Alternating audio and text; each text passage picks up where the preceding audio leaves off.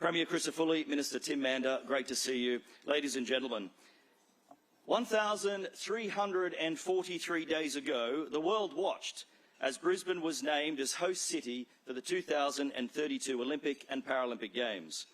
I remember watching the smiles on Queenslanders' faces as they lined the live sites to get a glimpse of that announcement and how proud we all were and our expectations for the future, not just the Games, but the promised infrastructure delivery.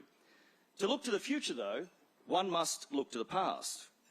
Nearly an entire Olympiad has passed since that announcement, and unfortunately, Queensland doesn't have anything to show for it, until today.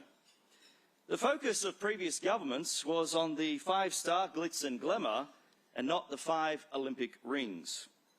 Parties, corporate suites, VIP political access was the priority instead of generational infrastructure, road and rail, and a 20-year tourism plan. 2 former premiers responsible for an Olympic-size mess. Thankfully, the last administration was disqualified from the race by Queenslanders. Our new government inherited a mess, but today we get on with the job of delivering a plan for all of Queensland. 1,343 days have gone begging. Not one sod has been turned. We had an 11-year runway, the first of its kind, and it went up in smoke. Queenslanders were left confused from the beginning. The Gabba was first announced as a showpiece venue, a $1 billion price tag plucked out of thin air. It ballooned to $1.7 billion and then again to $3 billion before being ceremonially scrapped. Suncorp Stadium was then touted as a venue to host the opening ceremony. A Labor Commission review found Victoria Park as a suitable location, but then that was dumped for QSAC, a $2.25 billion temporary facility at QSAC that would have been one of the smallest main stadiums in the history of the Olympiad. The cost blowouts, the uncertainty, Queenslanders were sick and tired of it and did not want to be embarrassed on the world stage. Queenslanders are resilient. We don't give up. We've seen the Queensland spirit on full display with cyclones and floods recently. And despite these challenges, the Crisafulli government isn't giving up on the Games.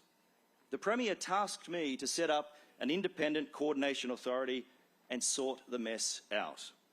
We asked Queenslanders to give us 100 days to sort out the mess, and they overwhelmingly placed their trust in us last October. Queenslanders backed our plan, and the Games Independent Infrastructure and Coordination Authority, GICA, have done a remarkable job. I set GICA up with generational infrastructure in mind, road and rail, for all of Queensland, particularly rural and regional Queensland. And I want to thank the GICA panel members, some of whom are here today, particularly Stephen Connery, the chairman, Jess Kerr, Tony Cochrane, Sue Johnson, Lawrence Lencini, Jamie Fitzpatrick and Jill Davies. Please give your hands together for the GICA panel.